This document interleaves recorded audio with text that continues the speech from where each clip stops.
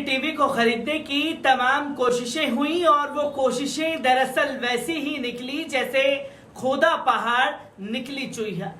जी हां, तस्वीरें लगातार एनडीटीवी को लेकर के सामने आ रही है। क्यों ये साजिशें एनडीटीवी को खरीदने की रखी गई और लोग जो रविश कुमार के इस्तीफे को लेकर के अटकलें तेज कर रहे थे, उन्हें रविश कुमार ने अपने ही अंदाज में जवाब दे दिया। अब वो बड़ी वजह भी सामने आ गई है जिसकी वजह से एनडीटीवी को टारगेट किया जा रहा था। आदाब, नमस्कार, अस्सलाम वालेकुम नाज़रीन, पल पल न्यूज के न्यूज रूम से मैं हूं आपके साथ नदीम अकरम।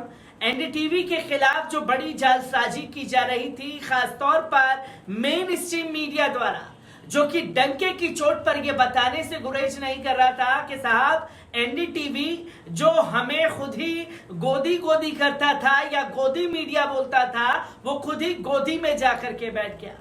और एनडीटीवी ने इसका खुलासा भी किया कि जो डील की बात की जा रही है उसकी परमिशन हमसे ली ही नहीं गई। तो वही क्यों ये साजिश की जा रही थी, वो वजह लोगों के सामने आ गई है। क्योंकि गोदी मीडिया के बड़े बड़े एंकरों के जो शो चल रहे हैं, उन शो के लिए जो करोड़ों रुपए पानी की तरह बहाने के लिए रविश कुमार के शो को फ्लॉप करने की साजिशें चल रही थी, वो दरअसल पूरी तरीके से खत्म हो चुकी हैं। रविश कुमार के प्राइम टाइम शो ने सुधीर चौधरी के ब्लैक एंड व्हाइट शो को पूरी तरीके से पछाड़ दिया है। किस तरीके से पूरा मामला और क्या रिपोर्ट कह रही है, एक बार इस पर नजर डालते हैं। चौधरी के ब्लैक एंड व्हाइट का काफी प्रचार के साथ शुरू किया गया था। पहला शो यूट्यूब में 15 लाख से ज्यादा लोग भी देखे थे।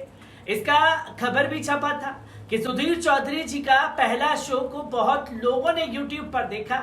ऐसे में टीवी नहीं देखता हूं, आज यूट्यूब में जाकर ब्लैक एंड व्हाइट और प्राइम टाइम के व्यू की तुलना कर रहा था। सोच रहा था कि जब आज तक इतना संसाधन लगातार ब्लैक एंड व्हाइट का शो कर रहा है और सुधीर जी जैसे लोकप्रिय एंकर कर रहे हैं, तो शो जरूर हिट हुआ होगा। 16 अगस्त से लेकर 26 अगस्त तक 9 शो को व्यू देखा गया।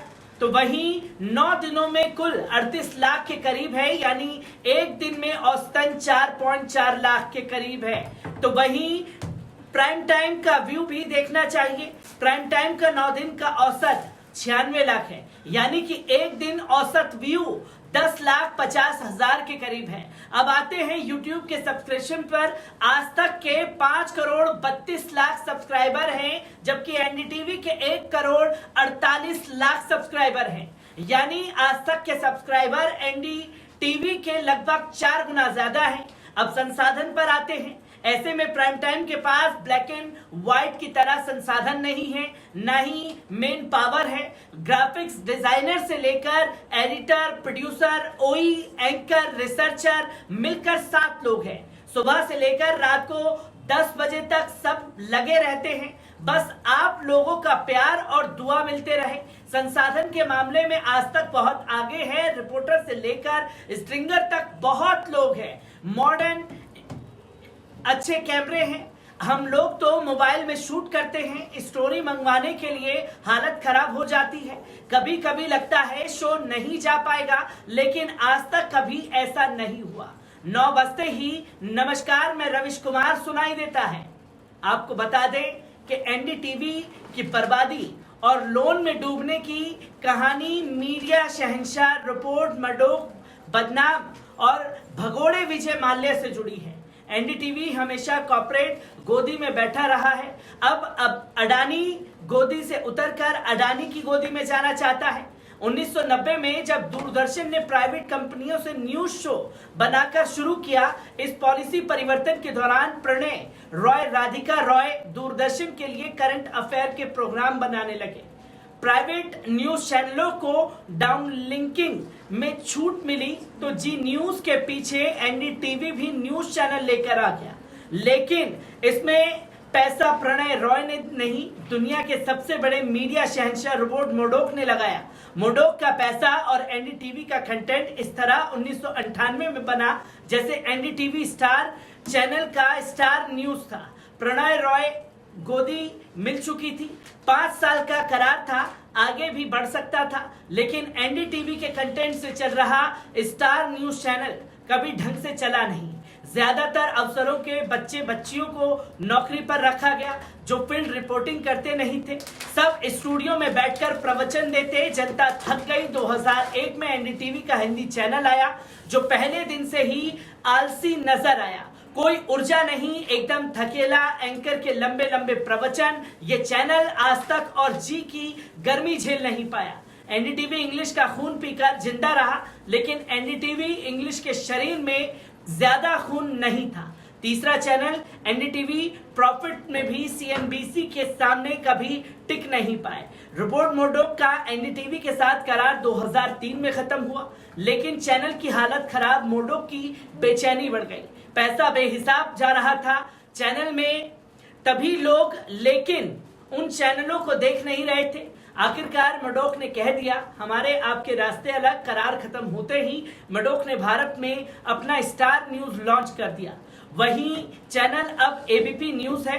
एनडीटीवी को अपना चैनल बनाना पड़ा। इस तरह एनडीटीवी के दर्शक और घट गए। ये पहला मौका था जब एनडीटीवी को अपना बिजनेस खुद करना था। अब तक वे कभी भारत सरकार तो कभी रोबर्ट मर्डोक के पैसे पर चलता रहा। इस मोड़ पर प्रणय रॉय के कारोबारी क्षमता की पोल खुल गई। मर्डोक से करार खत्म होने के 3 साल में कंपनी इतनी पस्त हो गई कि 2006 में उसे इंडिया बुल्स से 400 करोड़ का लोन लेना पड़ा। इस समय कंपनी की कुल हैसियत भी इतनी की नहीं थी। इंडिया बुल्स के पास कोई गलत पैसा था, वे दोनों हाथ से लूट रहा था। कंपनी पस्त थी, पर खर्च घटाने की जगह एनडीटीवी खर्च बढ़ाया जा रहा था।